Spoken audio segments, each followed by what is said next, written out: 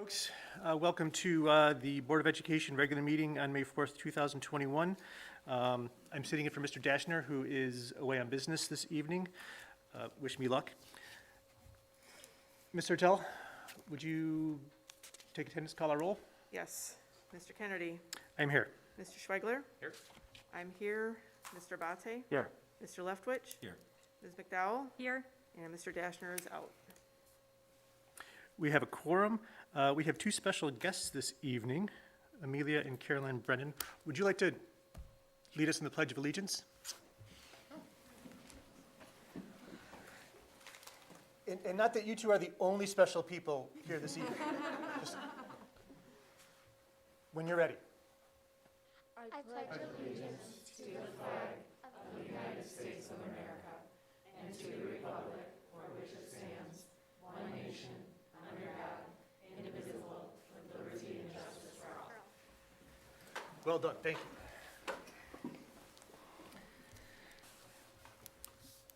With that said, that brings us to our public comments this evening. If you would like to speak before the board, please fill out a yellow card.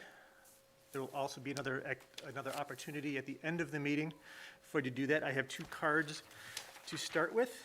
I'd like to remind you that we'd like to limit you to 3 minutes. If you would step to the microphone. Mr. Adawa, did I say that correctly? No, that was terrible. I'm sorry. Maybe my handwriting is bad. So I just wanted to, as I go through the agenda, this is probably undoubtedly the wrong place to talk about it, but I thought I'd take a shot anyway. My name is John. I live in South Lyon. My daughter goes to South Lyon East.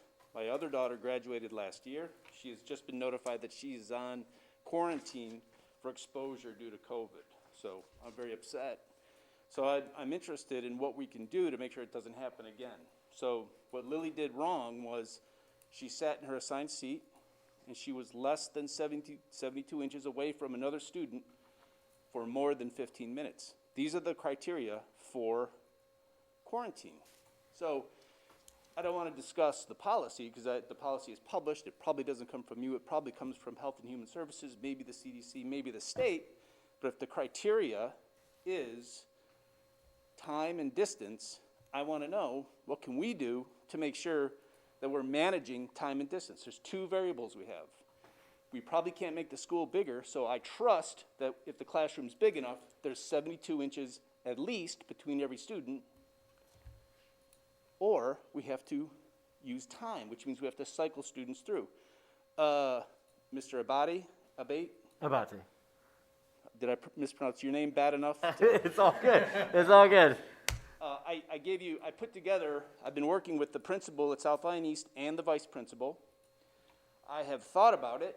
Now, I'm not a teacher guy. I'm not a kid in the classroom guy, but I have put together a strategy that makes sense for a classroom that's at least 30 feet by 18 feet with 32 students. It could accommodate up to 38 students to guarantee that you're only exposing children to 25% of the class, and not a single student is exposed for longer than 15 minutes. You'd have to rotate chairs.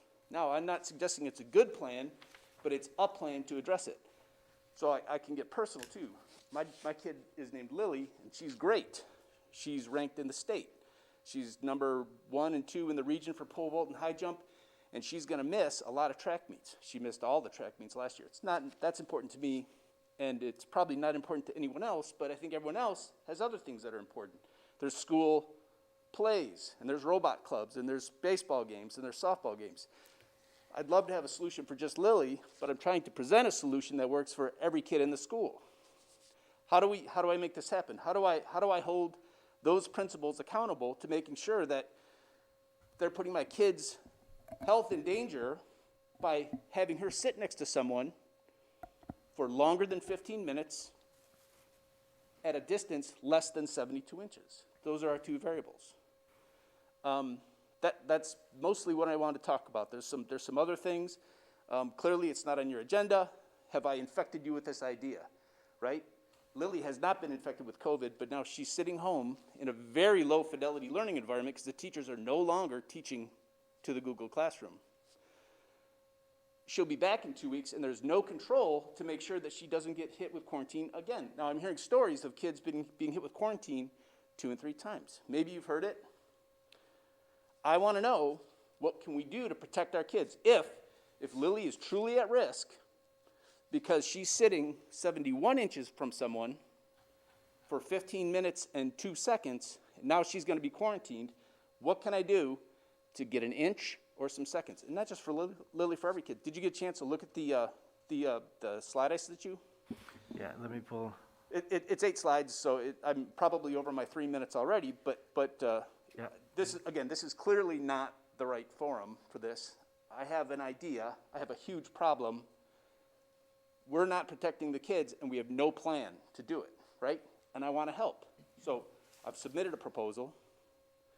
I don't suggest that my proposal is great, but I can't find a flaw with it. Now it just needs to be executed. How do you execute? You don't change everything. Let's go to one of the schools. Let's do some tests. Let's take some data and find out how we can make it better. Maybe my plan sucks. A lot of my plans suck. But what we do is we set up a test and we study to see how good it could be. So the suggestion here, I'm just clarifying, so I see the color coding that you've done. So essentially, you're looking to swap spots over a period of time so that you are Every never- 15 minutes, you have to minimize exposure. Not every kid is exposed to every other kid, and you minimize that exposure as a function of time. In a 2-hour time block, you'd have to swap kids every 15 minutes. Is that difficult? It is. Work is hard. Is it convenient to us and the teachers and the students? It is not. But it is not as inconvenient as being tagged with quarantine. We are well over 3 minutes, John. I don't want to Thank cut you. you off, but thank you. Are there any questions for me? Esteemed board? Well, I'm sorry, I don't know why you addressed me, so I was just talking with you, but we don't usually do a back and forth, but I want to tell you how much I appreciate the effort that you put into this, because this is very thorough. But it's not for me to comment, really, it's for... We can figure that out at a different time. Great, call me tomorrow. Okay. Next on my list, Mr. Starr, Todd Starr.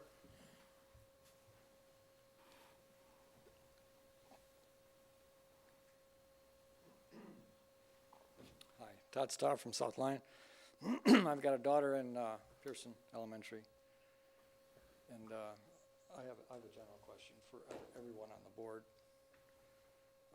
Do you believe that decisions regarding the South Lyon School District should be made by citizens of South Lyon? I'd like an answer from each.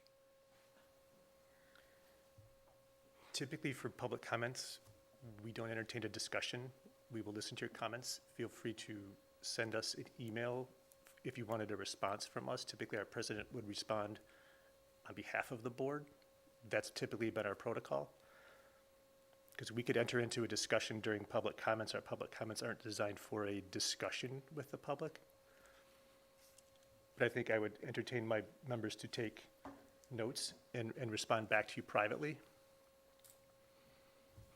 That would be the procedure and the protocol that we've always followed for public comments. I believe it's a pretty simple question. Is that too difficult to answer? Sir, it's not about the difficulty, it's about the process. We're here to listen to comment. That's what we do.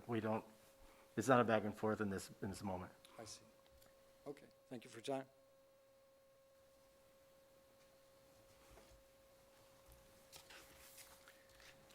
All right, Section A, our next item, item number 4, approval of this evening's agenda. I will make the comment that, Ms. Witt, when we get to item number 13, there'll be a slight change in the recommendation for that item. We discussed it in FPC early this afternoon. Just to make note of that, do you want me to mention the change, or just when we get to it, make the note in our agendas, and we'll get to it then? When we get to it, I will actually change the recommendation from what's written on your Okay. agenda. So when we get to there, you'll see a change on that. So do I have a motion to approve this evening's agenda? I'll move to approve the agenda. I support. Moved by Mr. Abate and supported by Mr. Leftwich. All those in favor of approving tonight's agenda signify by saying aye. Aye. Aye. All opposed? We have our agenda approved. Item number 5 is approval of the minutes for our April 20th, 2021 regular meeting. Can I have a motion? I move to approve the minutes of the April 20th, 21 regular meeting. I'll second. All those in favor of approving the minutes for April 20th, 2021 signify by saying aye. Aye. All opposed? Motion carries. The minutes for the 20th were approved. Item number 6 will be Ms. Kudwa, Kids Read Now. Yes. For the 2021 school year, the Michigan Department of Education released a COVID relief grant, which is called the School Aid Fund Equalization, PA 311R4. Utilizing these grant funds, our district has identified the purchase of Kids Read Now book bridge program for all elementary students currently enrolled in kindergarten through grade 5. Kids Read Now is a company that sends books directly to students' homes. The company's mission is to help decrease the summer slide or reduce students' reading loss while they are not in school. The program helps to universally and consistently increase all students' access to books over the course of the summer when they are not in school. South Lyon Community School students currently enrolled in kindergarten through grade 5 will receive a series of 6 books at their grade level. Books are mailed directly to the student homes every 1 to 2 weeks with an approximate start day of July 7th. Each book comes with a book discovery sheet to help facilitate family conversations around that book.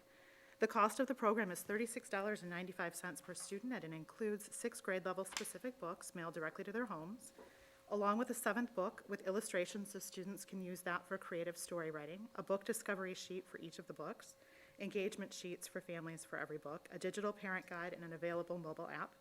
The total cost of the program is $137,047.55, providing all of the above features to 3,709 elementary students currently enrolled in the kindergarten through 5th grade grades at a cost of $36.95 per student, and the program will be fully funded utilizing a school aid fund equalization grant source. We are recommending that you approve the purchase of Kids Read Now for use with students in grades K through 5 for that total cost, which is to be paid from the school aid fund equalization. Ms. Ingbloom, our elementary curriculum coordinator, is here tonight, and we are happy to answer any questions you may have. Thank you, Ms. Kudwa. Do I have a motion? I move to approve the purchase of the Kids Read Now program. I'll support. Discussion? Questions in the motion? I'll go if others don't have comments. So when I ran for office, it was because of early literacy in the district.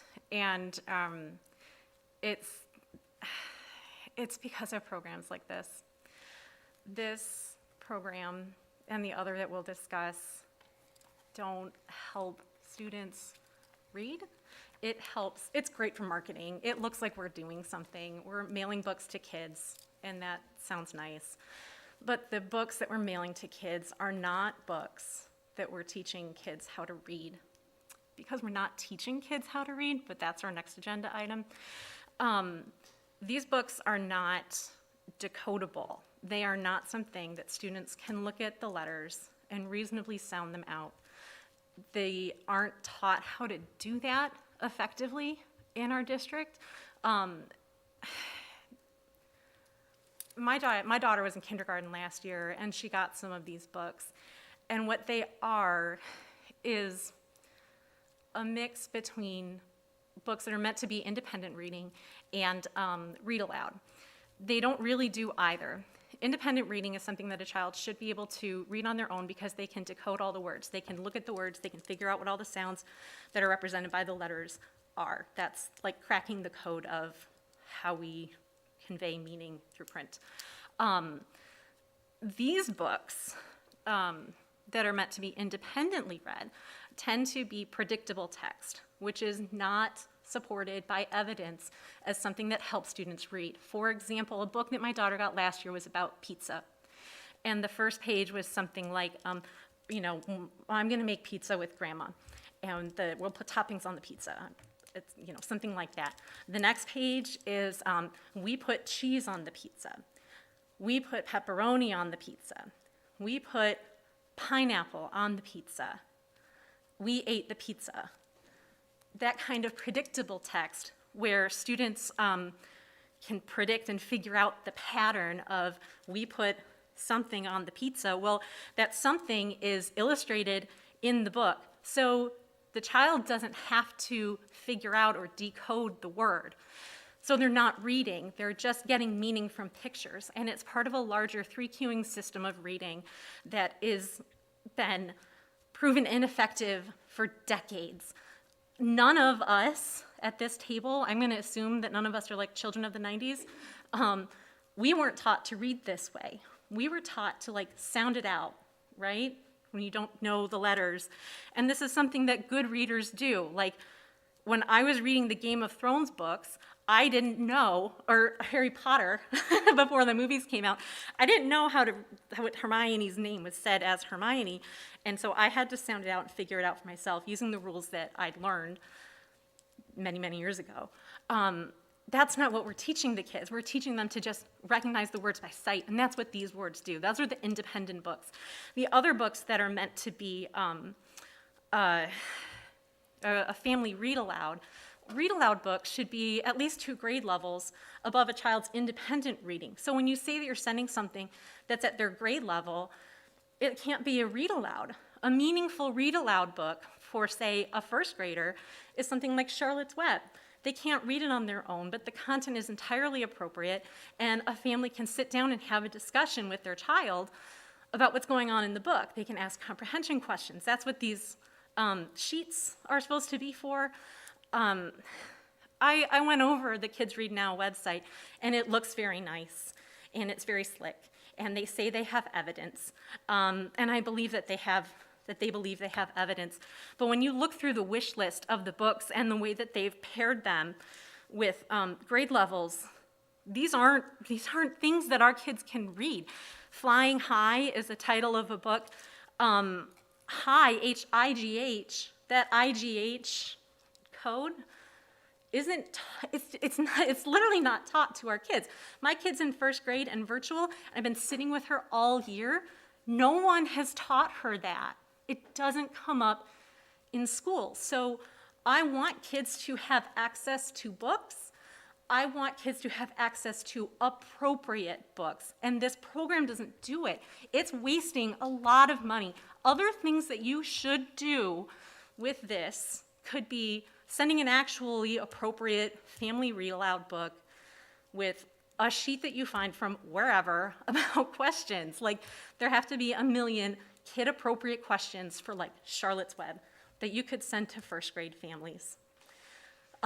You could give teachers, the cost is insane, like $36 per kid, and say there's conservatively 20 kids in a K-5 classroom is so much money. Our district has so few financial resources compared to every one of our neighbors. There is no way that I can, in good conscience, approve spending $100,000 plus on something that isn't going to work. And I know it's not going to work because I saw it fail last summer with my child. I know it's not going to work because this isn't based on any evidence or research. There's decades of research that shows that this kind of text, this predictable crap, is not effective. So this is a hard no for me. So thank you for sharing your opinion, Ms. McDowell. So remember that when we're talking about reading strategies that students are using, decoding is one strategy. Sight words and predictable pattern books are used for other strategies as well. So we are looking at a program that is broader than phonemic awareness. It includes phonemic awareness as a component, but we do believe those books are age appropriate for the students that are being sent home to, and we believe in the importance of putting books in kids' hands for the summer. Ms. Ingram, did you want to add anything onto that? So I think you touched on one of the pieces in that there are a variety of texts that are sent home to students, as well as the fact that the students are, or that the books are sent home over the course of the summer, which guarantees that students have a variety of books over the course of the summer. One of the things that we also want to make sure of is, again, that variety, recognizing the fact that not all parents, depending on what their work situation may be over the summer or what childcare arrangements may be over the summer, may have the opportunity to be able to engage with their child. So we also want to make sure that some of the books that we're sending home are some of those things like predictable pattern books, because there are benefits to students being able to review and go through some of those texts, looking at the pictures, being able to make picture word associations. There are benefits to those in early literacy as students are beginning to build their core of reading strategies. I fundamentally disagree with everything that you've both said. Having a child look at a pizza and see mushrooms on it is not the same as a child saying, we put mushrooms on the pizza. They can't decode that word. Pizza's not an English word. They don't know how to decode that. This makes no sense. Like, I fundamentally disagree with everything you've said. Looking at a picture is not reading. It's looking at a picture. We don't convey meaning about reading and text from pictures, because those are pictures. You should be able to cover the picture and see if the child can read the words. And if they can't, then you need to teach them how to read the words. These books don't do that. They completely circumvent that. It's a 3-cueing system that has been proven by decades of research to fail. And the 2000 National Reading Panel said that this is garbage, and I don't know why we're doing it. I just want to clarify that I was not saying, excuse me, that the pictures are the sole source of meaning. It is one form of meaning. It is one piece, like Mrs. Kudwa spoke to, of our comprehensive literacy system as students are building a core of strategies. And I'm saying there is no comprehensive literacy system because the strategies that you teach children in this district are about guessing. It's guessing. It's making meaning from syntax, like the predictable pattern of the words in the books. It's making meaning from the pictures. It's making meaning from like everything except for the words on the page. And I know that this is a problem because my daughter couldn't read. She couldn't read because you're not teaching her. In fairness, Ms. McDowell, and I appreciate your passion very much. I recognize that may have been the experience of your child, not diminishing that in any way. Hasn't been the experience of my child. Mm-hmm. And this is a we, okay? When we're talking about how we're instructing students, this is a we, okay? So please. We are not teaching children to read using the system that we have adopted. I own that. I understand that I am part of that first person pronoun. If I may, I think from what I understand, the purpose of this is to increase students' access to books over the course of the summer. Mm-hmm. Students who don't have books at home to read over the summer, we're going to get you books to read. Whether they completely solve your reading issues, difficulties, whether they are perfect in every way, shape, and form, I haven't looked at the books. I haven't read them. My child is in high school, so she reads something far different than what this program is designed to. Do I agree with the idea of getting more books into students' hands so they have something tangible in their hands with words in it to look at, whatever their reading level is, I think is a good thing. I could also, what's the word I'm looking for? I can empathize with what you're saying as, could there be more? Could there be something much more structured from an educational strategy standpoint that these books directly will increase their reading levels and help them read? I suppose there probably could. Is that what this is designed to do? My understanding is it's not. This is designed to increase texts in the homes of our students that are at their grade level, along with provide parents with resources about reading alongside their child.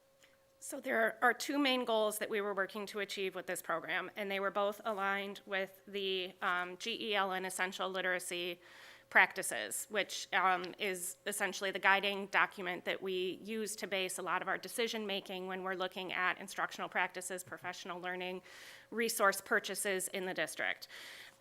So specifically, we were looking at increasing student access to text over the summer, including access to a variety of texts, and then also working in collaboration with families in promoting literacy. So essentially, those are the two primary goals of the program: increasing student access to text over the summer to help prevent summer slide, and then also working in collaboration with families to help promote literacy. I'm saying that there's like a million other things that you could do to achieve this. You chose a really bad option. And I understand that this grant money has to be spent by June 7th, so I suggest that you find something else. Can I just ask, because I'm not sure, but are there other programs that, I'm just curious, that you have looked at and you've kind of narrowed it down and selected this one because of, certain features of this particular program? So there are some other programs that we looked at. For example, Scholastic has some sets that they will kind of send out. This specific program, a few of the things that we liked were the fact that they staggered the books over the course of the summer so that it wasn't that they all went home in one fell swoop. We also liked the parent component that they have in there and some of the actual parent tips and guides and the pieces that they had in there. This program was stronger in promoting the family side and the family engagement piece of it, and since that was one of the primary goals, that is why we went with this program over the Scholastic program. I'm not just reading the books, but really trying to understand what it is you just read and try to make some inferences on maybe what's going to happen later in the book, those types of things. Well, and really giving families tips and strategies and engaging the family side of it. This program was a little bit stronger in that side.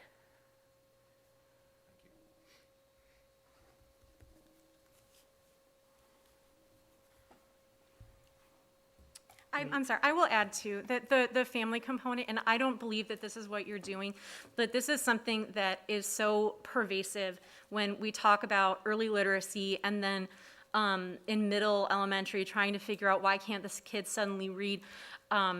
There is a big issue where schools essentially don't set up students to be able to read because the strategies that students have been taught are not research-based and they're not effective. And then what happens is that it gets put back on the family, and the families are told, well, do you read to your kid? Well, can you read some more to your kid? Have you gone around your house and put Post-its with the names of door, chair, handle on everything in your house, as though that were some kind of literacy-rich environment? And I don't think that that's what you're trying to set up here. Because I understand that you're coming from a good place, and the Literacy Essentials is an amazing set of guiding principles, but that's why I'm baffled about this choice of program, because these books don't actually do that. You're not putting meaningful text in kids' hands. I've read some of these books. We have Tooth Fairy's Night in my house. It's labeled as a level 0 to 1, so kindergarten. And my kindergartner wouldn't have been able to read that. She can now, because I've taught her on my own, because we untaught her all the things that she learned from school last year. But these books aren't going to achieve what you think it is. It looks really great. And putting books in kids' hands sounds really great, and I want that too, but I want books that kids can read. I want books that parents can actually have a meaningful conversation with their child about. This is like a 12-page floppy book. It's not good enough for our kids. Are there any other comments as we have a motion on the table before we vote? All right, Mr. Telt, would you call the roll? Yes. Mr. Leftwich? No. Ms. McDowell? No. Mr. Abate? Yes. I vote yes. Mr. Kennedy? I vote yes. Mr. Schwegler? I'm going to vote yes. Everybody right? Yeah. We have a 4-2 vote. That motion carries. Item number 7, Ms. Kudwa, you are next again. Purchase of lower elementary literacy footprints kits. Thank you. As part of the Literacy Essentials Oakland, or LEO initiative, Oakland Schools has provided districts with funding for the purchase of classroom materials. Initially, Oakland Schools allocated our district $16,000 for the purpose of purchasing classroom materials to support early literacy instruction. Additionally, Oakland Schools allocated our district $14,480 in carryover funds that they originally did not allow to be used for materials purchases. Recently, however, they have granted us permission to utilize the additional $14,480 for materials. In consultation with the building principals, our elementary literacy specialist serving as our district's LEO representative, our building literacy interventionists, and in alignment with our district literacy plans, curriculum coordinator Kelly Inglum has determined that we will utilize the combined amount of $30,480 for the purchase of literacy footprints kits. Each elementary building will receive 2 additional literacy footprints kits from the grade level of their choosing for K through 3. Literacy footprints kits are comprehensive guided reading kits with high-quality guided reading text for use with small groups of students. Each text is paired with a lesson card and lessons incorporating word study activities, comprehension strategies, and guided writing. Our district has purchased literacy footprints kits over the past few years, and we've been working to continue to build access to that resource within each building as our funds allow. Since we were initially only able to use the $16,000 in funds for materials, we were planning to make the purchase of 1 kit per building. However, the additional amount that we're provided by Oakland County means that that combined total will be over the amount that we need to bring to you for approval. So we're bringing this both for information and approval, as Oakland Schools has a deadline set for June 7th for materials to be received in districts in order to spend those funds. And we are recommending that you approve the purchase of the additional literacy footprints kits for a total cost of $38,205, with $30,448 coming from the funds through Oakland Schools Literacy Essentials Oakland Initiative, and the balance of $7,757 coming from the CETA budget. And again, Ms. Inglum and I are happy to answer questions you may have. Thank you, Ms. Kudwa. May I have a motion?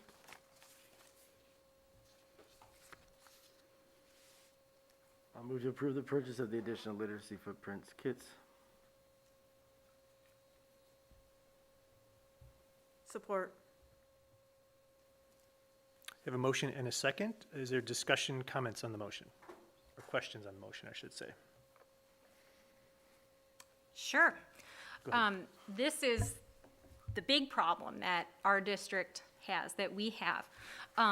Footprints is a great name for this system because it always reminds me of like when you go for a walk on the beach and the wet sandy part, and then it gives the impression of you having been there and done something, and then not long after it all gets washed away like you weren't even there. That is what this program does. For context, about 5% of kids are going to learn to read no matter what, and be good at it.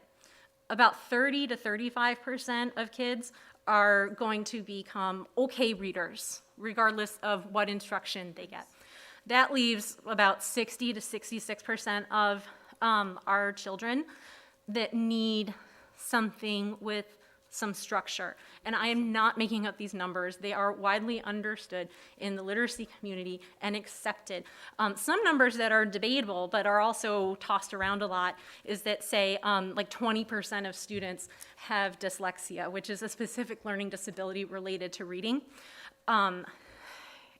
In my professional opinion, that probably is a little high, and that it is more a symptom of dystechia, which is a term that Dr. Nelduke at U of M at their School of Ed, and who's one of the leading contributors to the leading Literacy Essentials program, has coined, where it's really just dysfunctional teaching.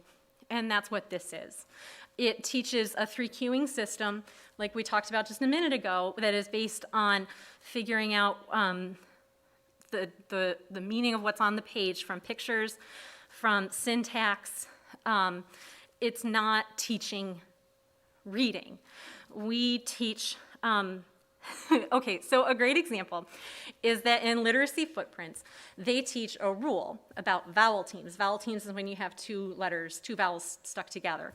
And the rule is when 2 vowels go walking, the first one does the talking. So an example of that might be seal or boat.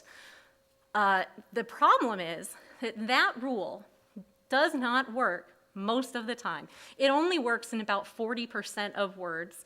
And in fact, it is so bad to teach that the Michigan Standards for Teacher Preparation call that rule out specifically for pre-K 3 and 3-6 teachers to not teach. It's an example of what not to do. There are very few non-examples in that document, but that is called out as one. And that is one that is used in the Literacy Footprints book. Another example is that I saw there's a lesson in there about word work where you taught this bad rule that doesn't apply most of the time. And now let's learn about some of the tricky vowel teams where that doesn't actually work. So, for example, OI to teach the sound oi, like in boil. And I thought, oh, great, we're going to learn OI and OY because they both make the same sound, but they're two different letters, right? Two different vowel teams. Because in this way, in the oi sound with Y, the Y is acting as a vowel, right? Sometimes Y. So maybe we'll go over, you use OI when oi is in the middle of a word, like boil, and you use OY when it's at the end of a word, like toy. No, do you know what Literacy Essentials taught them? It taught them to compare OI and OU, as in house. I don't know why this perfect opportunity to actually teach a spelling pattern explicitly and with some practice was completely missed. But it was, and that's what this program does. That's what teachers who have been taught to use this program, like that 5 days before when our new teachers start, I assume that you spend some time with the elementary staff going over how you want them to learn. This is, and this happens all the time. This is one example, but this has been the last 2 years of my life seeing this. If I could clarify something, so the Literacy Footprints resource, it's not a teacher's guide or a manual. What Literacy Footprints is it is a set of leveled texts, of guided reading texts. So they're high quality, actual like leveled texts for students to read. There are lesson cards, but it guides the teacher in working through the students with the actual book and text that is in front of them. So the lesson card that a teacher is working through and the word study that happens as part of it happens in the context of the guided reading lesson, meaning that the word study, the phonemic instruction, would be happening specific to the exact words that students are encountering in the book that they are reading in the moment. The goal of the instruction in that context is really teaching those skills to transfer so that students are able to utilize them directly in the context of the text that they are reading.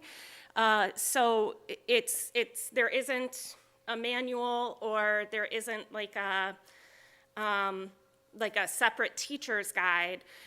It is really a resource designed to provide teachers with a structure for explicit guided reading instruction specific to the leveled text that students are reading.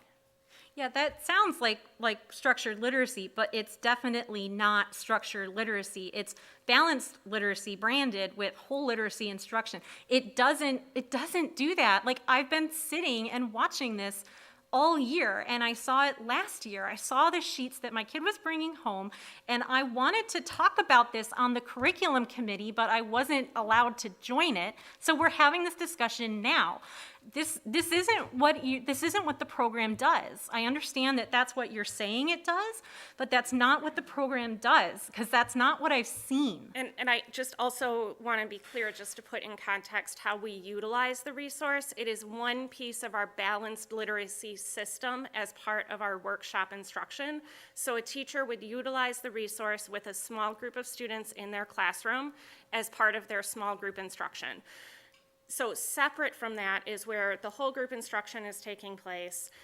There are other components to the balanced literacy system. This is one small piece in the resource that they are utilizing to support small group instruction with the leveled text. So I just wanted to put it in context in terms of how we're utilizing the resource within our bigger balanced literacy system.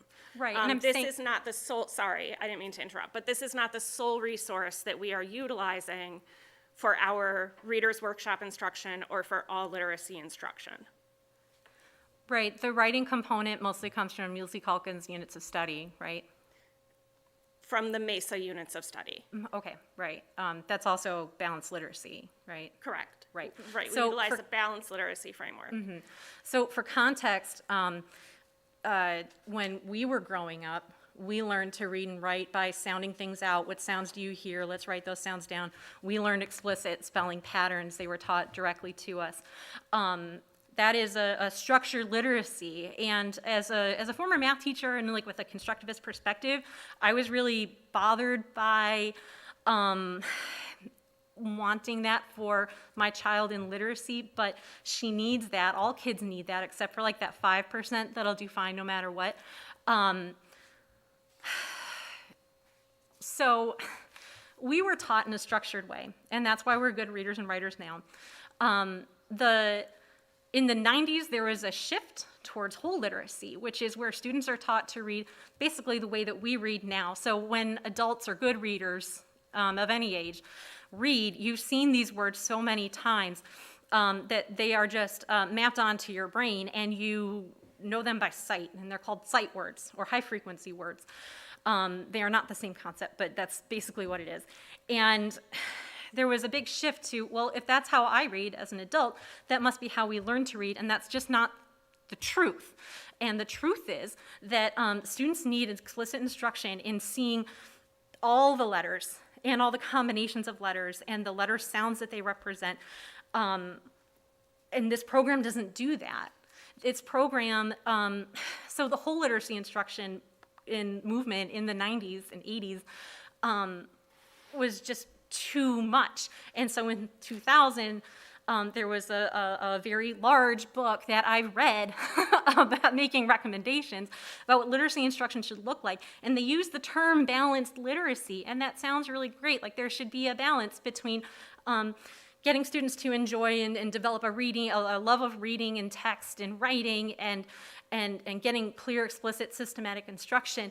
And there should be a balance between those two. But what has happened in the last 20 years and what we're being asked to pay for today is that the whole language people have co-opted the term balanced and said that they do these things, and they don't. If you look up any video of Jan Richardson giving a guided reading session on YouTube, because she's the author of this from Pioneer Press, she doesn't do it. She teaches the kids the word like in a video, and the like has the sounds like, and then she just points at each letter and says L-I-K-E, like that doesn't, there's no connection between the sounds and the letters that represent those sounds. And I don't want to not give teachers something, but like don't give them this. Like, you could use this money, instead of giving a kit to the schools, you could give every K-2 teacher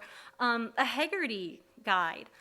It's a great resource. Novi uses it, and their scores are better than ours. If I may interject, just one of the things that we are actually looking at is adopting Haggerty in a future purchase. We just haven't brought it yet. So that is a resource that we are actually reviewing and looking at to embed as a portion on top of this. But this would be a portion of, but this would be for the guided reading portion to help structure small group instruction for teachers. But the guided reading time is spent undoing a lot of that work. Like, it's spent teaching things that if you don't know the word, just guess. Like those Beanie Baby strategies, they're just a bunch of garbage, and that's what's being taught. So, and we have to stop that, and that's why this is a hard no. I would like this on fire if we had paper copies. This is just a serious pass. Okay, we do have a motion on the table. Is there any other discussion before we move along to vote? Yeah, I'm not sure if you have this information available, but if it was started back in 2018, 17, 18 as a pilot, I don't necessarily want you to reference scores, because I don't necessarily believe scores give the full picture, but how have reading proficiencies in the district changed since this has gone? So, I mean, I can speak very generally because, I mean, obviously, I don't have scores in front of me right now. When we initially purchased it, it was something that we were using with targeted small intervention groups. One of the things that we did see is that we did actually see an increase in student reading proficiency levels, a growth in levels over time, once we had adopted the resource. And you've seen that continuously each year? We have seen that continuously, and that is one of the reasons that we were looking to expand, especially at this point, since we are seeing students, we are seeing more students who are slightly below grade level at this point, so we were looking to expand our use of the resource and provide additional resources for teachers for next year.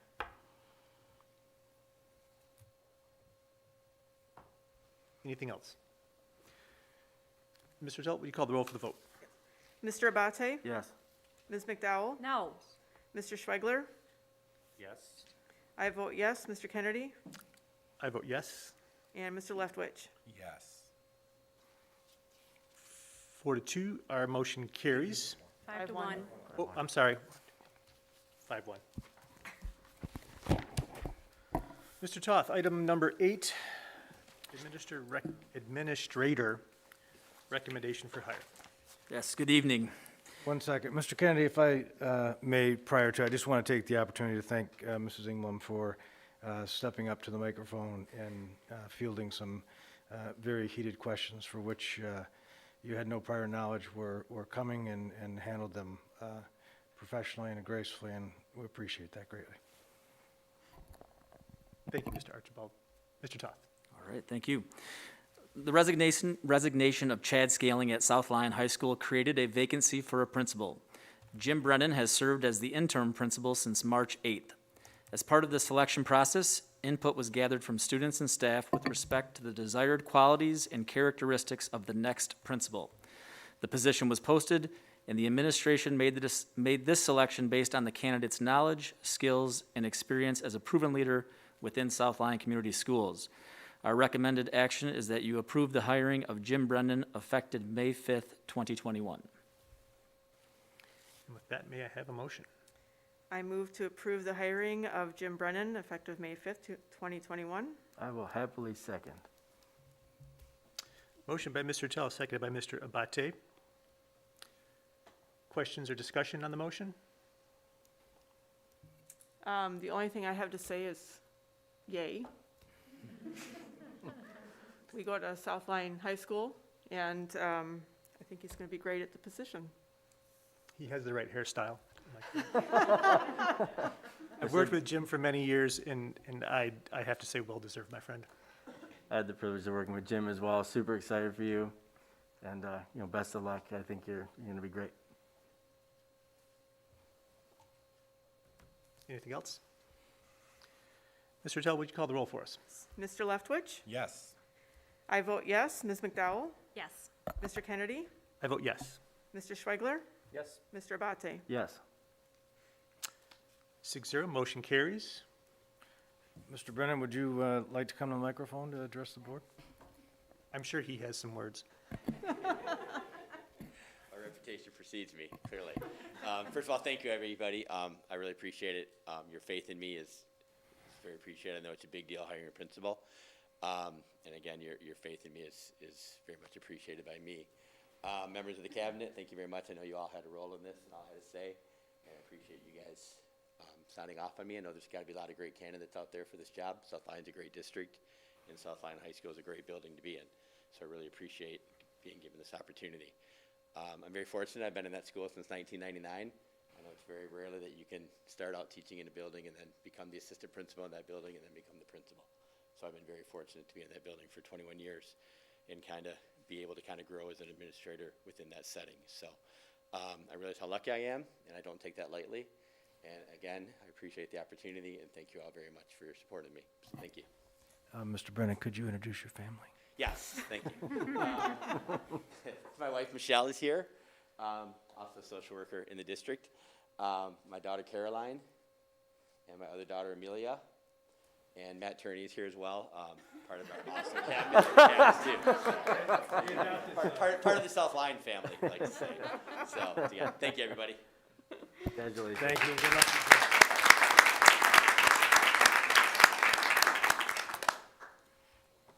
If your family would like to stay, they're more than welcome to for the remainder of the meeting.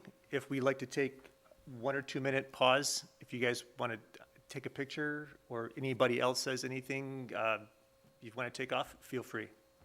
To take them to get ice Yeah, cream I believe they were promised ice cream by their parents before the meeting. Ice cream sounds good.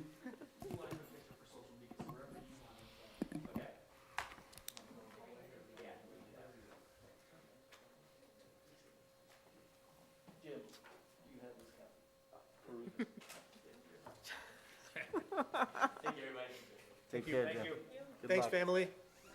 Congratulations, and here you go.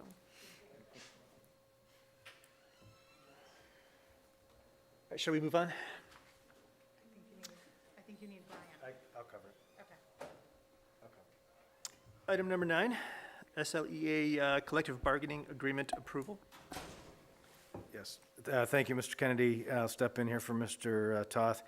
The SLEA and the board's negotiating team have agreed to a successor agreement that expires on August 15th, 2022.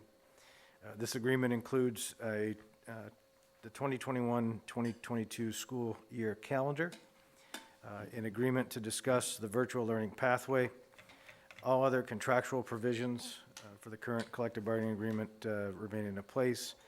Those as of August 16, 2016 through August 15, 2020. Again, prior to making the recommendation, I would like to extend my appreciation to both bargaining teams for their professionalism and collegial work throughout the bargaining process. So our recommended action this evening is to approve the successor agreement as described in the letter of agreement between the SLEA and the board's negotiating team. With that, do I have a motion? I move to approve the successor agreement with the SLEA. I'll support. Motion by Mr. Leftwich, supported by Mr. Schwegler. Discussion, questions on the motion? I actually have a procedure question. I missed the closed meeting, so do I vote or not? Do I abstain? You could vote. Okay, I'm not aware of any procedural. okay, I don't think there's anything that would prevent you from Okay. voting. all right. I just want to make sure if I called out. So call the roll when you're ready, Ms. Ertel. Ms. McDowell? Yes. Mr. Kennedy? I vote yes. Mr. Leftwich? Yes. Mr. Schwegler? Yes. Mr. Abate? Yes. And I vote yes. Thank you. Families and staff will be glad to know we'll release the 2022 calendar first thing in the morning. Motion carries. Next page, on to item 10. Does anybody need a break before we move on at any point, or are we good to trudge through? Good. Okay, item number 10, Oakland Schools 2021-22 budget resolution. Ms. Witt, I believe. Yes, good evening. In your board packets tonight, you were given the Oakland Schools ISD budget. School districts are required by state law to pass a resolution expressing their support for or their disapproval of the proposed intermediate school district budget. You also received in your packets tonight the resolution to approve it or the resolution to deny it. It is the administrator's recommendation action to approve the resolution in support of the Oakland ISD's 2021-22 proposed budget. Thank you, Ms. Witt. May I have a motion? I'll move to approve the resolution in support of the Oakland ISD 21-22 proposed budget. Second. Motion by Mr. Abate, supported by Mr. Leftwich. Questions, discussion in the motion?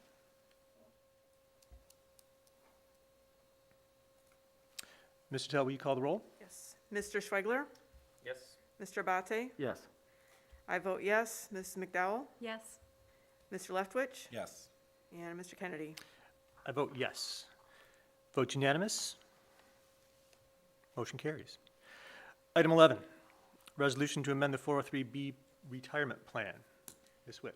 Yes, in your board packets tonight, the Board of is a resolution to amend the retirement plan. The Board of Education adopted a South Lyon Community Schools 403B retirement plan in January of 2009. This resolution is to amend that retirement plan to include a Roth 403B contributions to give South Lyon Community School employees the option to choose a Roth retirement account for retirement contributions. This agenda item was presented at the April 20th, 2021 board meeting, and no changes were requested. It is administrative recommendation for the board to approve the resolution to amend the South Lyon Community Schools 403B retirement plan as presented. Thank you, Ms. Witt. Can I have a motion? I move to approve the resolution to amend the South Lyon Community Schools 403B retirement plan.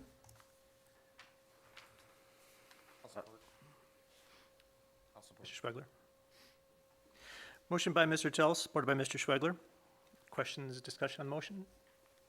Mr. Leftwich, go ahead. Thank you so much. Is there a variety of vendors that employees can choose from for these annuities? Yeah, I don't have those vendors in front of me, but if I had to guess, there's probably about 15 vendors.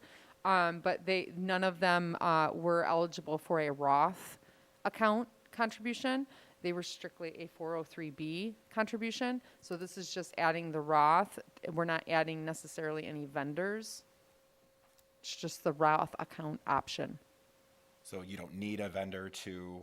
No, you do need a vendor, but the vendors that are approved on our retirement plan, they do have Roth options. It was just the policy that they couldn't choose a Roth with that vendor. Now they'll have the same 15 vendors to choose from, and they'll be able to choose from more options of what account they're contributing their retirement funds to. Thank you. Any other questions?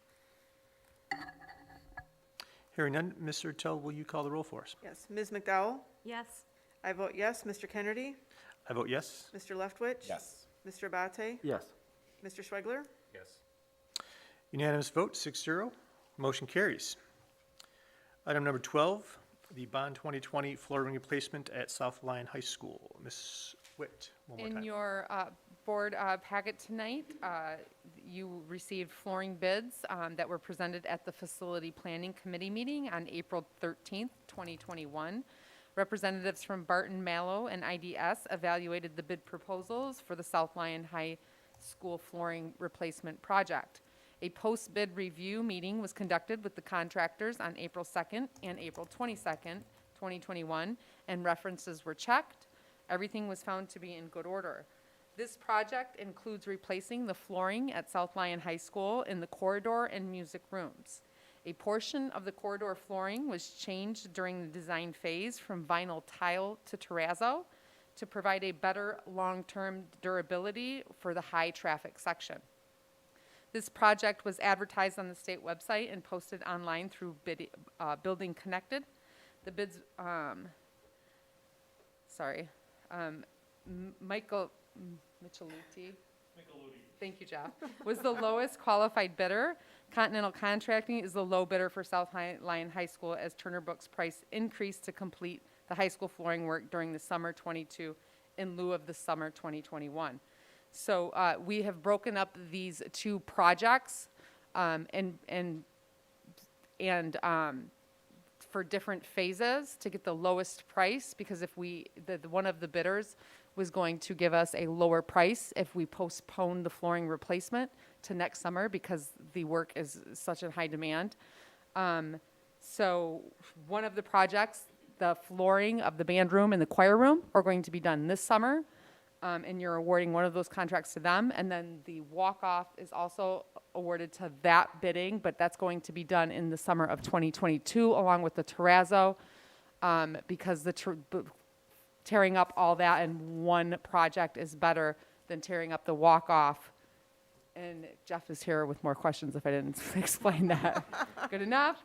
Did a This good job, Stacy. administration's recommendation to award the South Lyon High School flooring replacement project for the carpet resilient flooring to Continental Contracting in the amount of $118,500, and award the South Lyon High School replacement project for the terrazzo to Micheluti Brothers in the amount of $196,800 for total flooring replacement cost of $315,300.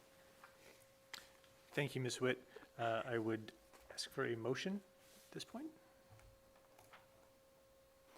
I will move to approve the flooring replacement projects for Continental Contracting and Micheluti Brothers.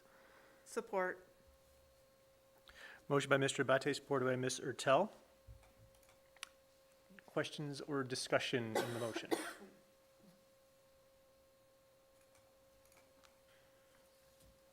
We've discussed this a bit in FPC, and we all know that supply, demand, availability of materials, and bidding, getting the proper contractors are many hoops to jump through at this point. So I think, are very satisfied with Continental and Micheluti. Micheluti, incidentally, I believe, did the terrazzo in the Commons at the high school many years ago. They're one of the top in the field. Anything else? Mr. Tell? Mr. Kennedy? I vote yes. I vote yes. Mr. Schwegler? Yes. Mr. Abate? Yes. Mr. Leftwich? Yes. Ms. McDowell? Yes. Thank you. 6-0. Motion carries.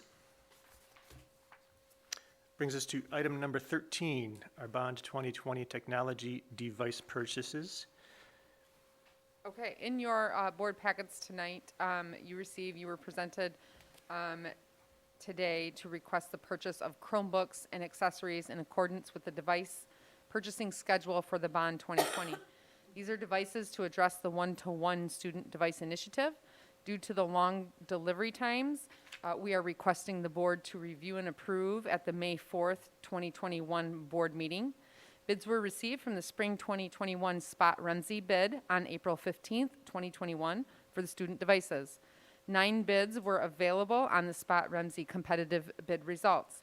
The quantities and costs are within the projected purchases for mobile computing devices identified in the Bond 2020 for technology.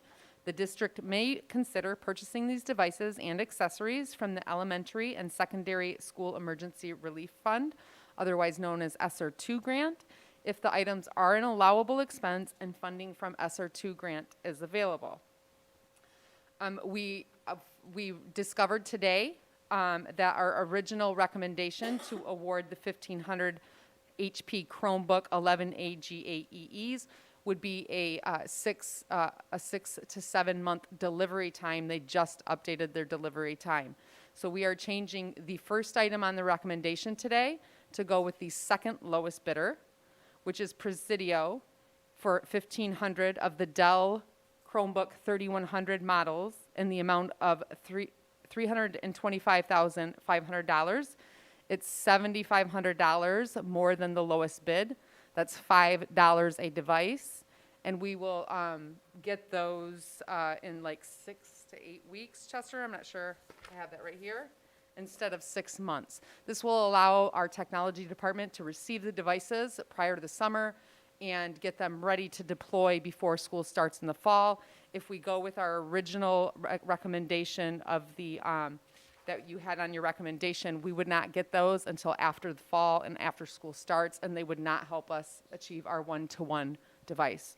So it is the administration's recommendation to award Presidio for 1,500 of the Dell 3100 models in the amount of $325,500 with bond funds. Award Presidio for 500 of the Dell 3100 2-in-1 Chromebooks in the amount of $144,500 bond funds. Award Presidio for 500 of the Dell 65-watt power supply adapters in the amount of $19,000 using bond funds. And Inacomp TSG for 2,000 of the Chromebook management licenses and the amount of 59,300 using capital funds. The total device purchase total is $548,300. Thank you, Ms. Witt. Can I have a motion? I move to award the Chromebook purchases as described by Ms. Witt. Sorry, I would try to repeat that, but that was. I have it all written down if Judy needs help. Support. Motion by Mr. Abate, supported by Ms. Ertel. Are there any questions for Chester or Stacy on the motion? I have a question. So if this order comes in, I understand it's supposed to be here in 6 to 8 weeks. So what happens if it's delayed? Do we get any kind of relief if it's not here on time? Thank you, Chester. Unfortunately, we don't. As with everything that's technology, anything that's got a chip in it, there's a delay, and sometimes it's volatile. We have no idea. Okay. The times in here are not guaranteed, but just the fact that the one vendor extended it just over this last week from a 10-week delivery to 5 to 6 months is telling. Okay. The Presidio, they're saying 30 days from the time of receiving the order. And we know that's probably going to extend. We are still waiting on devices that we ordered in September that are supposed to be delivered next week. So we know that the shipping times are very long. So, I mean, we have no other recourse. We have to just follow whatever the supply chain is. Okay, so I'm gonna be real clear with you. Like, we don't have a Chromebook for, we had a family device for my daughter, but somebody raised this to me as a board member, so I'm just gonna convey what they shared, because others chimed in and said, yep, me too. So they were told that Chromebooks were ordered in the fall, and they've just been kind of getting by with their own family devices that are not what they would get from the district. And the one young man is using his iPhone in his high school class because the district doesn't have anything else that he can offer, that he can use. So I don't mean to spring this on you, but like, We have a sign-out program. Okay. Right now. And it's, that information has been distributed to all the schools, so all the schools know that if a student needs one, they just need to contact us or even contact the school, and we can issue them a device. Okay. We've had that in place for a long time. We came very close to running out of Chromebooks, and then we got a shipment. So we're still continuing that practice. Okay, because this family said that they asked for one and that they were told that it was coming, and then it would be here in like mid-January, and it's May, and they're kind of confused about where to go. So should they just contact Chester Cox? They can contact the tech help The tech email, help, okay, or even their school. okay, And then that information will get to us, and we have a checkout window, Monday through Friday, 3 to 5 o'clock, that anybody can come to the GOC, okay, the Griswold Operations Center, and sign one out. okay, that makes a lot of sense. Thank you. And just to support that, that's why we're making this change to the recommendation, so that we can get them in hand faster. And we're changing the model of the Chromebook, because this model that we were going to originally go with seems to have extended their wait time of getting it to us. So we're changing the model that we're going to be ordering so that we can get devices in hand sooner for students. Okay, and I'm going to ask a really dumb, like, just to wrap my hand around this, because I struggle with this. So it's like you ordered a red car in September, and they just don't have red paint anymore, and so we're going to try to get a blue car. Like this, it's the thing. But they both need these chips, right? That's what I'm struggling. Like, how does this place have it? Well, They just do. It's the manufacturers. Okay. They may have a stockpile of them. Okay. It's not saying that they run out of red paint, you don't get a red car. This is just a different red car. It's Okay. the exact same specifications, it's just Okay. a different manufacturer. Okay, thank you. I appreciate it. Real quick, Chester, since we originally made that first purchase more than a year, well, just about a year ago now. Almost, yeah. How many devices have we received in your team processed to get into the schools, into rooms, to teachers, to students, to families? Do you know offhand about what that number is? Well, you would ask me that question. If you don't know, that's fine. I think it's like 3,000 is what we received. And we've been provisioning them and putting them out in the schools, mainly for the online testing that's going on right now. So we're still continuing in that process for the ones that we have. If I recall, the original order was like 5,500 machines that we approved. I have to look back at that. It's I don't know close to that. It's almost half of the student population, right? To me, it seemed like an insane amount of number, and we're like, how is Chester going to process all these, get them imaged and distributed to those who need them? And everyone we've received, you've done that. Not everyone. Not everyone. Almost. Many of them. He still has Maybe one about to go. half. There's one more. Yeah, One yeah, more to go. Yeah.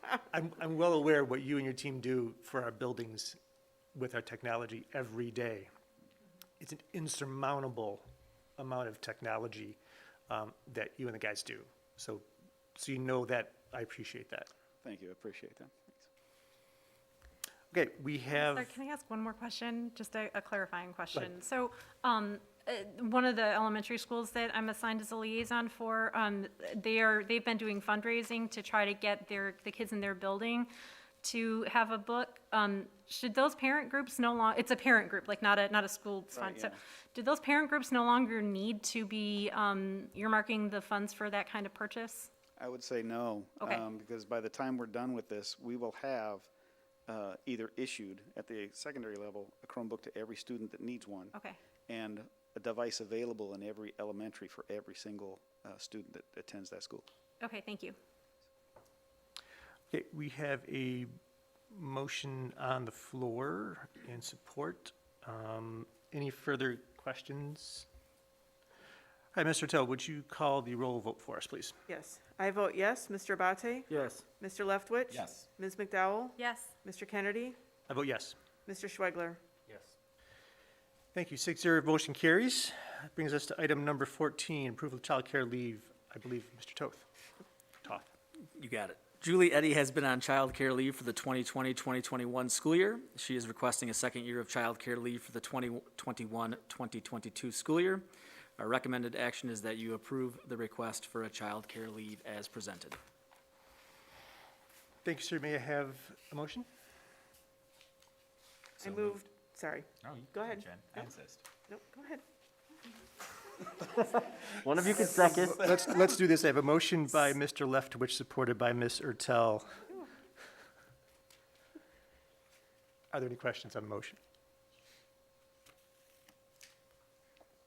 If none, Ms. Ertel, would you call we can do this via voice vote.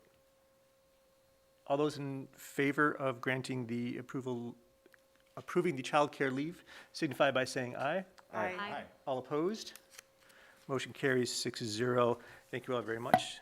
Mr. Ertel, I'll give you the next one.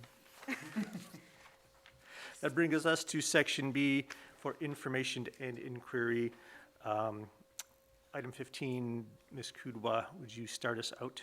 Yes, our high school social studies curriculum committees had previously made recommendations for textbook purchases for 4 of our high school courses: 20th century American history, world studies, government, and economics. Last spring, all of these purchases were deferred due to concerns about potential cuts in state per pupil allocations. The committee has reconfirmed they are still recommending the same resources for purchase. The quote for the textbooks actually did decrease slightly from last year to this year, which was exciting. And also, the American Government textbook has an updated copyright. The recommended texts are from publishers Savas Learning and McGraw-Hill. And Ms. Weber, who's our secondary curriculum coordinator, is here to answer any questions you may have.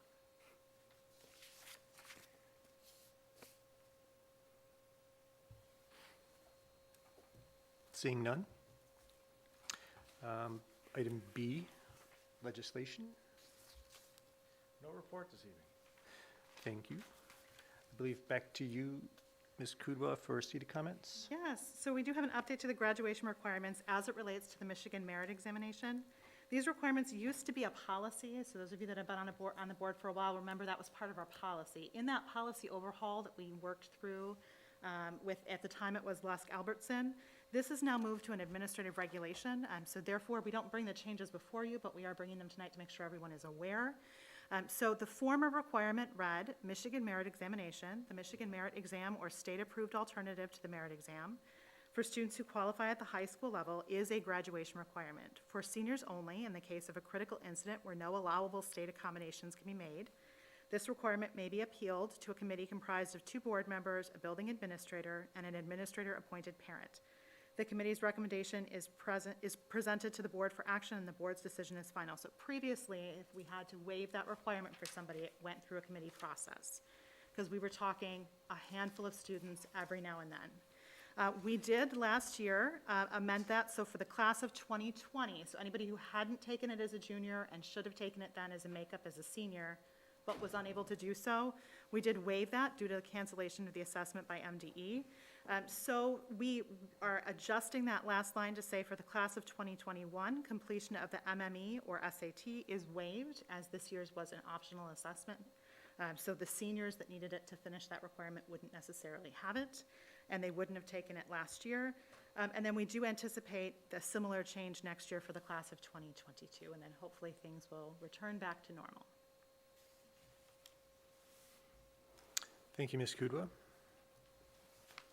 Questions yet? Brings us to Part D, our board committee reports. Start with the legislative committee. I did not meet this month, or not since our last meeting. Very good. Thank you. Policy? We did not need our meeting today, but we do have a number of items, I'm told, for the June meeting. Very well. Thank you. Finance? So we did meet, and there was a lot of things we kind of went over. I guess long story short, we're not going to give the board a whole lot of time to approve the budget. We've delayed that a little bit just to gather a little bit more information to help guess better. Really, that's what it is, because these things are always going to change as we get more information from the state and from the actual enrollment counts. So, on the first June meeting, that's when the presentation for the budget will come to the board with the expectation that we will vote on that on the second June meeting. So make sure you take some extra time as soon as you get your board packet to really get your questions out of the way. Thank you, Mr. Schwegler. Facilities planning. Yes, so we actually had our facility planning meeting before this meeting, and so what was discussed is they've gotten some more solid design details for the South Lyon High School pool project. They're looking at some finished directions. They started talking about the ECC with that end user group and about what they're going to be doing at that building area for additions and alterations. They started talking to the end users for Bartlett as they will be doing a 4-classroom addition. Some bid packs are out to bid. We should be getting numbers back, or Barton Mall will be getting numbers back on May 6th for them to review. And then we talked about the change order process that we'll be going through for these projects and at what point they come to the board. Basically, anything under $50,000 is through administrative, and over that comes to the board, right? Yeah. Yes. Thank you, Mr. Chell. Our next facilities planning meeting is June 1st, and then we should expect on the 8th of June another update from our friends at IDS and Jeff Atkins from Barton Mallow at that meeting. And thank you, Jeff, for sticking around in case anybody had any questions on everything that we approved through you guys tonight. Appreciate it. Curriculum and communications. We met on the 22nd. Did we have a board meeting after the 22nd? No, that was last meeting prior to this one. Last meeting. So we discussed the high school social studies purchase and talked about Oakland Schools, the OSD Stars. You'll be hearing from Mr. Toth one more time this evening. Our next meeting will be at the Centennial Middle School cafeteria in the media center. this time? We are back in the cafeteria. The robotics team had to move for another event, and they wanted to make sure they could have the same space for the whole time. So we are back in the cafeteria. I believe I sent that out to the committee? I Okay. think so.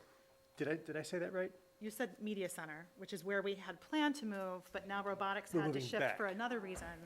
We didn't want to displace So robotics when we for meet at one night. Centennial, Thursday. we'll just not be wherever the robotics people are. We will be where we normally are, Okay, This Thursday, whatever the date of Thursday is. May 6th. May 6th. Yep. Did you send that, Ms. Kudwa, so I can find it? What was that? Did you send that so I can find it in my search? Yes, just the original date and time. This Thursday, what time? Yes. We'll do it Yes, that way. she did. You sent the agenda. I did. Yeah. Yeah. What time? 4:30. 4:30. Okay. I'll be there. I heard what time, but I was thinking date, so that's why I was like mulling it over in my head. Sorry. All right, thank you, Mr. Tell. Oakland Schools Diversity, Equity, and Inclusion Committee. Yeah, yes, I did attend this month, and we had a robust discussion on implementing some DEI initiatives throughout the county, and talked a lot about how best to do that, and a general consensus was making it fresh with the following school year. Real. Thank you, Mr. Leftwich. Yes. This brings us to E, other. I do have two others for this list. Let's start with Mr. Toth, and then we'll go back to you, Mr. Archibald. Thank you. This week is teacher/staff appreciation here in South Lyon Community Schools and all over, and we are fortunate to have an amazing staff. And so this month we are celebrating it because it's been a year, without saying so many things, but it's been a crazy year, so we felt like we should do Staff Appreciation Month. And one of the things that we're doing is on Thursdays, if you've been able to see the district's communication, there is a South Lyon Community Schools shout out. And so far, we've had 3 members of our staff recognized, and basically other staff members have the ability to nominate them and give them some praise for their work. And it does tie into what Oakland Schools did. They weren't able to perform their Teacher of the Year ceremony and recognition program this year, so they put together something called Oakland Schools Stars, and we've aligned with that, but had a separate name and called it Shout Out. So we've had 3 fantastic educators and staff members nominated and recognized so far, and we'll keep doing it throughout the month of May and perhaps even longer. So, thank you. Thank you, Mr. Toth. Mr. Archibald?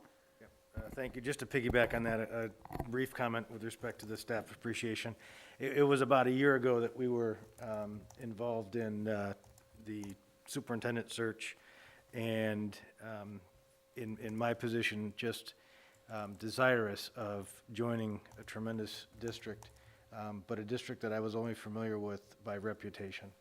And over the last 10 months, the staff, regardless their responsibilities throughout the district and the families, have just been sensational under what are extremely crazy, for lack of a better word, times. And so I just want to, on behalf of the administration and myself personally, extend my heartfelt appreciation and gratitude to not only our tremendous community, but our amazing students and our awesome staff, because I'm not sure the general public really has a good sense of what they are doing every single day on behalf of our kids. It's truly amazing, and words are not enough, but I offer my heartfelt gratitude and appreciation, so thank you. My next item, I would like to at least initiate some conversation with the board with respect to quarantine guidelines. A short introduction is we learned quarantine is used, as you know by now, to keep someone who might have been exposed to COVID away from others to help reduce or prevent the spread of the virus. As a district, we're currently following guidance from the Michigan Department of Health and Human Services and the Oakland County Health Department. We have met on 2 occasions over the past 2 weeks with a representative from the Oakland County Health Department to review the guidelines, to review our data, and discuss options that we might be able to safely reduce the quarantine period. In advance of this, they must have known we were going to discuss it tonight, because the Health Department released just this evening new guidance, and Oakland County is now making it possible to, for allowing us to go back to a 10-day quarantine period. which is excellent news from the 14 days that we were at as of today. So that we'll have a Skylert being prepared, and we'll go out first thing in the morning for that to take effect. Any student currently in a 14-day quarantine will have their quarantine period adjusted to a 10-day period. Students who are currently in quarantine who have served 10 or more days of this current quarantine will be able to resume their normal activities tomorrow. A key takeaway from our meetings with the Oakland County Health Department has been the emphasis on utilizing local data in our decision-making. With emphasis on using local data points, the CDC publicizes two options for consideration with respect to quarantine. One, the Oakland County Health Department resolved for us today, which is the 10-day quarantine period. The other is a return after 7 days with a negative PCR test result, no symptoms, and that PCR test result has to be taken after 5 days of quarantine. In our, just some local data, local information, we have been seeing cases dropping in our area within our boundaries. Over when the state went from 10 to 14 days just on April 5th, we had about 73 cases per 10,000 in our boundaries. And as of April 29th, we had 58.6 cases per 10,000, and we are trending in a very favorable direction. With respect to quarantines, Mrs. Toth pulled together our data for our district. So I just want to share that briefly. We have had 101 school-associated cases resulting in 1,390 school-associated quarantines combined in the months of February, March, and April. Of those 1,390, 14 subsequently tested positive. That's about 1.007% while on quarantine. 12 of those in the first 4 days and 2 in the first 8 days. So I share that data to support not only that move to 10 days, which is good for us, but also to ask the board to consider, either tonight or in a future meeting, that we consider the CDC's other guidance with respect to quarantines, and that is allowing individuals to return after 7 days with a negative PCR test result. And again, that's why I wanted to share with you some of that detail with regard to our information. So I share that with you for consideration and possible action in the future.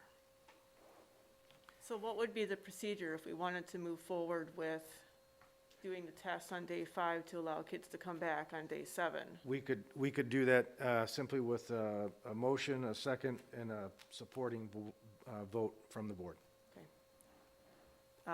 Okay, so in order to enact discussion, I will move to test kids on day 5. I'm not going to word this right, I'm terrible at this.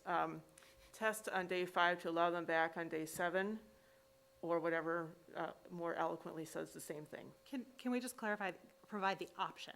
Yeah, Provide the option, yes. And I think to clean it up would be to offer, to follow the CDC guidance Yes, with respect to a test-out option yes, for the quarantines, in which individuals could return after 7 days with a negative PCR test and no results, and that test must occur on day 5 or later.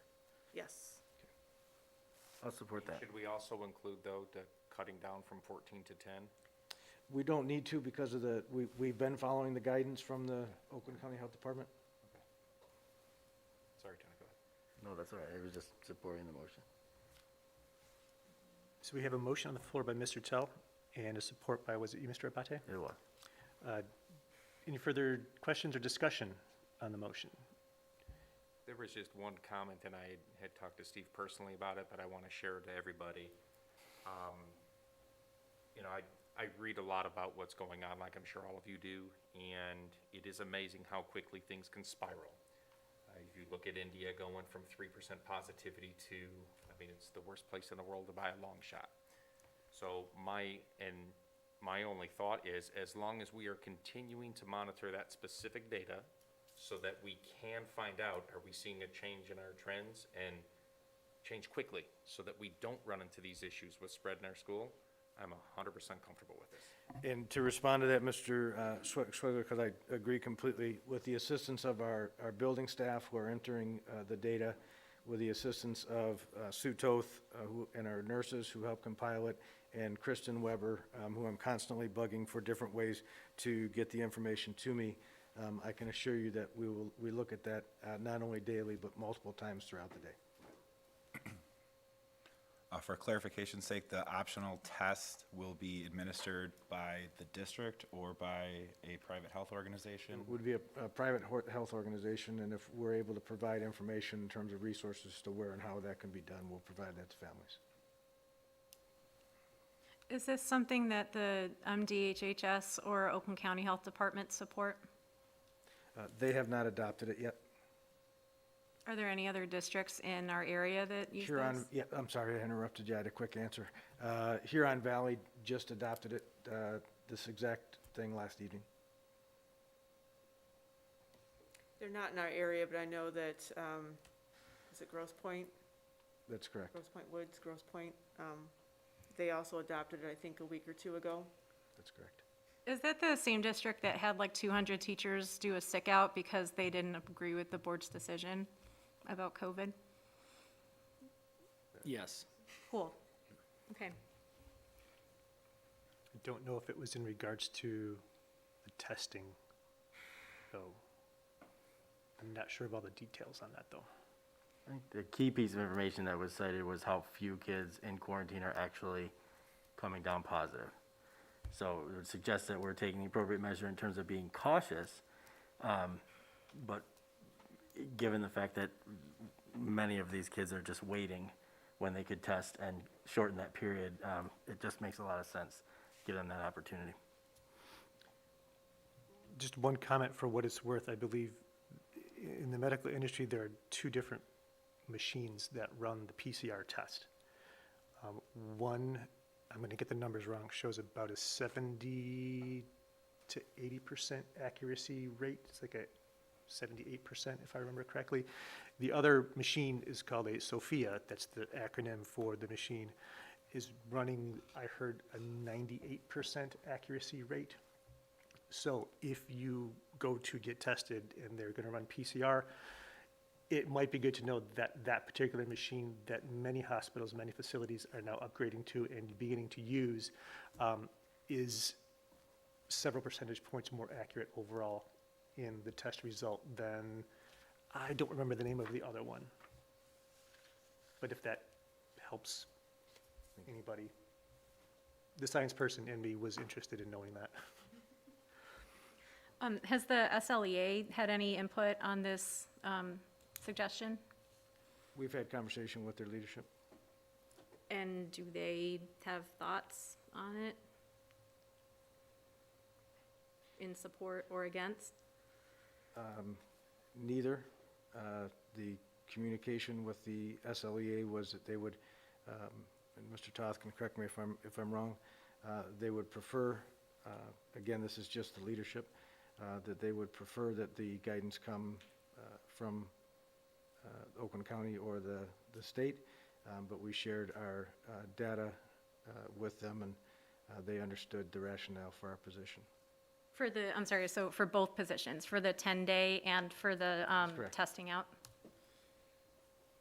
You know, for what it's worth, I do have a very strong background in math, and when I look at this kind of data, and I do think it's sizable enough to formulate some strong opinions on, the vast majority of people who are going to catch COVID when it comes to close contact aren't going to happen in days 9, 10 through 14. They happen in the first few days afterwards.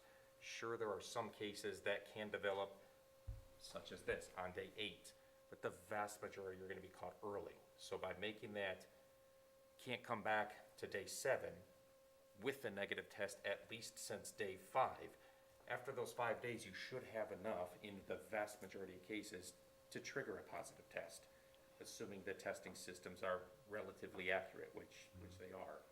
So while you might not eliminate 100% of the positive cases, it's at a high enough percentage where I don't think we're gonna have some full-blown, full-blown set of cases going throughout our schools. I think it's cautious enough based on this kind of data. I think it's safe. Thank you. Anything further before we vote? Okay, we have a motion on the table meant by Ms. Ertel, supported by Mr. Abate. I think this will require a voice vote. Ms. Ertel, would you call the roll? Yep. Mr. Kennedy? I vote yes. Mr. Schweigler? Yes. I vote yes. Mr. Abate? Yes. Mr. Leftwich? Yes. Ms. McDowell? No. A vote carries 5-1. That motion carries. That brings us, item 16, our Educational Foundation report, Mr. Abate. Don't have a report tonight, but their next meeting is next Wednesday, so I will get fully updated on all the happenings with the foundation, and I will give you a thorough update. Thank you, sir. Item 17 is our last opportunity for public comments. If there's anybody who would like to speak, I see you filled out a yellow card.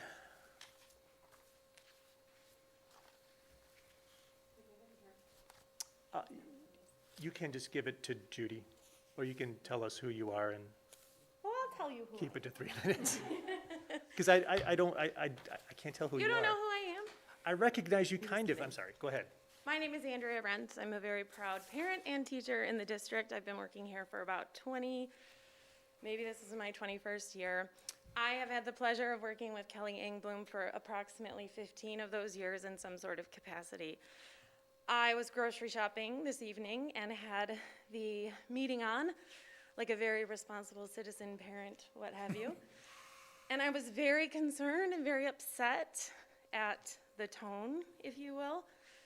So Kelly, I drove up here just to tell you that you are appreciated. You are one of the smartest people I know. So many people admire you and look up to you. And I just couldn't not come and say that. So that is all. Thank you.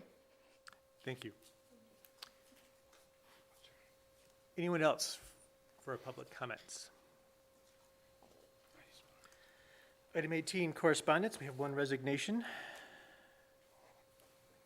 Item 19, our meeting dates, Tuesday the 18th, Monday, June 7th. Thank you.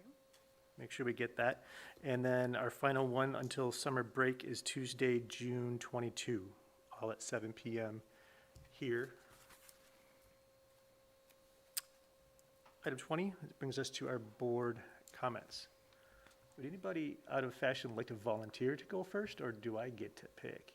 I'll do it. I just have a little thing. Is that all right? Wow, that's Certainly, Mr. Abate, go right ahead. All I want to say is Jim Brennan, I'm super excited for, like I said before, I think it's very special when you have a person who has that many years in a building and that much personal investment in that building and has sort of grown into the role.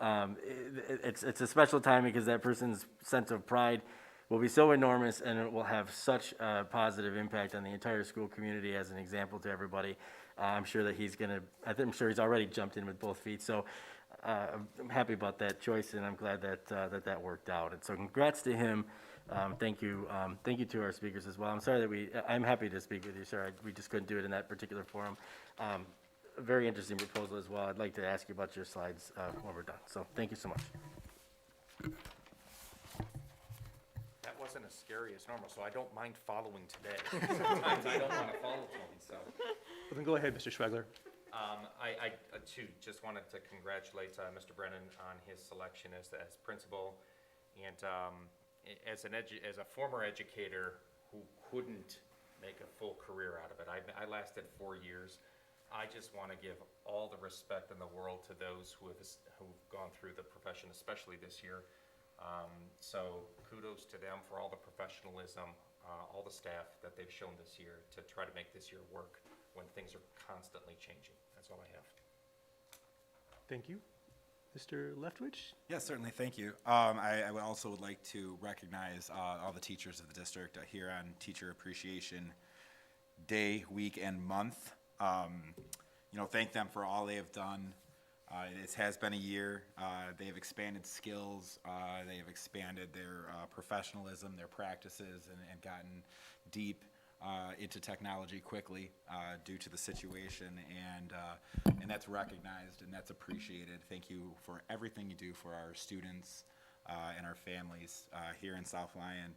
And to follow that up, a special thank you to the SLEA for working with the district to get the successor agreement in order quickly and professionally. And thank you for representing the teachers in this district with professionalism and fidelity. Thank you, sir. Who's next? I guess I'll go. I would also like to say again, congratulations to Jim Brennan. I know that everyone on the board is excited to see him in that position, as well as I know a lot of the kids are excited about seeing him. He's got a great rapport with all the students at the high school, which I think is probably the most important thing to have for a principal, is to have that kind of rapport with the young adults that we have at the high school level. Happy Teacher Appreciation Week. How about year? And maybe into next year as well. I can't imagine the difficulty and the perseverance that they have all gone through.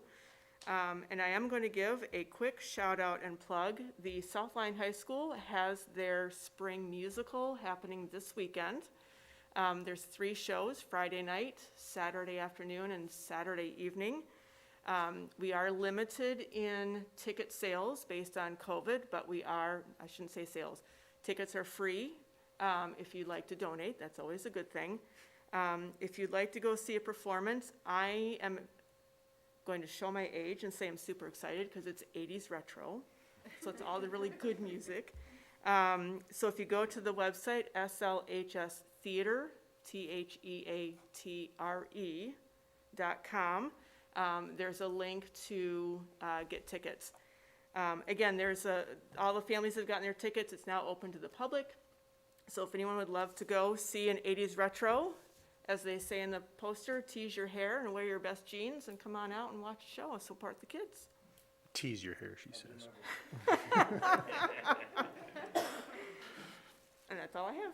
Thank you, Ms. Hertel. And your kids are in the performance. I have a stage manager daughter. This is her senior year, so she's super excited that she finally gets to do something because we missed out on the spring show for obvious reasons, and the fall show was not quite crew friendly. And then my son, who's a freshman, is on stage. So getting the costume together has been an interesting little feat. So yes, we went shopping. My son went shopping with me, so that was My a daughter fun as thing. well. I snuck in some extra clothes in there above and beyond the costume. My daughter as well, she's on stage. She was asking who Run DMC was. And I was so heartbroken. Ms. McDermott. McDowell. That's McDowell. okay. That's okay. I'm so sorry. I used to get called Brittany all the time in like middle school gym, and this girl who kept calling me Brittany was like one of the only 2 other girls in our class. So this is not a problem. I don't know where that came from. My apologies. You're fine. It's a theme. I just wanted to, offer best wishes to Ms. Dobke as she moves on from the district as an SLP, and obviously echo everybody else with congratulations to Mr. Brennan on his promotion. I met him briefly when I went for like a tour of the high school a couple months ago, and he was super friendly and professional and just a real delight to spend some time with. I want to thank Kelly tonight and offer an apology. I will let you know, my watch has given me 2 warnings about high heart rate just sitting here, because this is an issue that I clearly feel very passionately about. I wasn't directing anything personally at you or any other CETA staff, and certainly not at the teachers who are working with the materials that we give them. So I want to apologize and just make sure I'm clear that it was not personal, but I do stand by the principles that I was trying to convey. And to just, say that May is Teacher Appreciation Month, and thank you to all the teachers who've done amazing things over the last 14 months. Thank you. Thank you. I will wrap up. Our Bartlett robotics kids did very well recently. They should be applauded. I believe, if I'm not mistaken, they will have a little presentation for us at 6:30 at our next board meeting. So it would be nice if the seats are not overfilled, a little bit more filled. Thanks to our negotiating team for bringing that contract around and finishing that up. We know it's a lot of work, a lot of not easy work all the time, putting that together. Congratulations again, Mr. Brennan. We can't call him Jim Turim anymore. He's it. And finally, thanks to our teachers. Jenny mentioned it should be Appreciation Year. It is truly upon their shoulders that we all stand for doing what we do. That's how much we appreciate them. That's all I have. With that, I will ask for a motion to adjourn. So moved. Support. Motion to adjourn by Mr. Leftwich, supported by Mr. Abate. All in favor signify by saying aye. Aye. Aye. All opposed? We stand adjourned. Thank you all.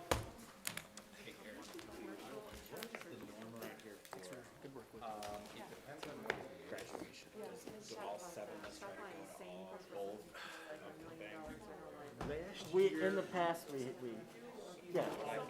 What I can do is I can put you in touch with a phenomenal person. Do we plan on doing that this year? Oh yeah, what's this gonna look like? I don't even know exactly what it's gonna look like. East is going to have theirs on their football field. I will have theirs